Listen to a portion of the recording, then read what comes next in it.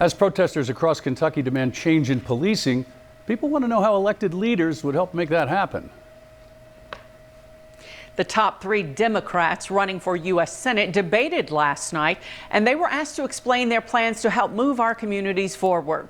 LEX 18's political reporter Carolina Buchek has the story.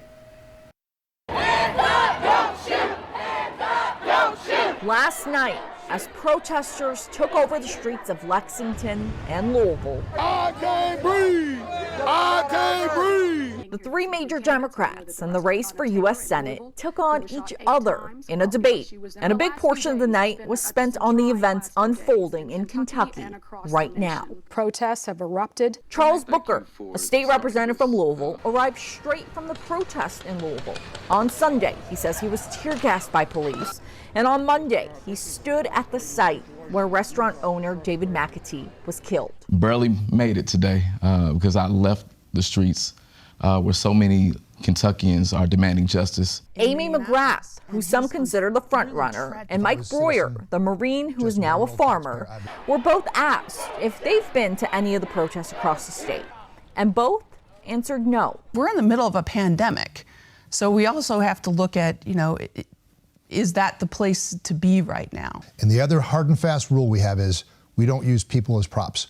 And I thought about it and I said, if I went to Louisville or Lexington, it would have appeared opportunistic. The candidates were challenged on issues of systemic racism, police brutality, and the way to fix it. Booker, the only major candidate who is black, pressed for change. He says he understands the frustration people are feeling right now because he's experienced it himself. That's my story. I live that.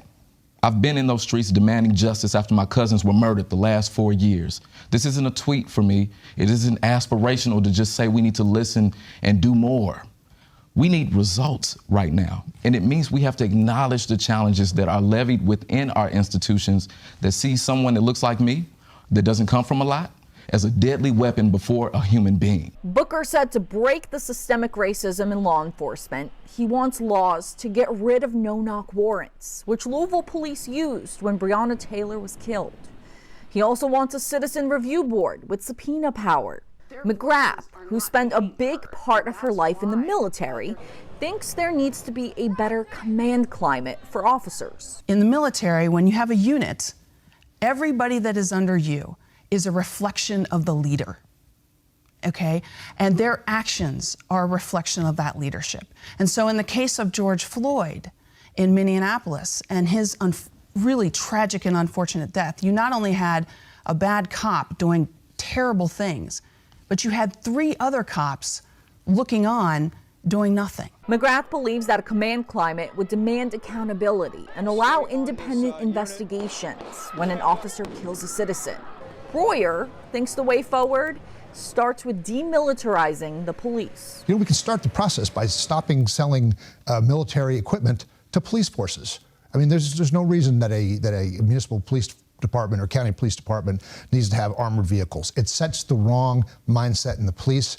The police think they're at war. War, you need an enemy, and the enemy, sadly, too many times are African Americans. Breuer also called for criminal justice reform, saying we need to stop arresting so many people.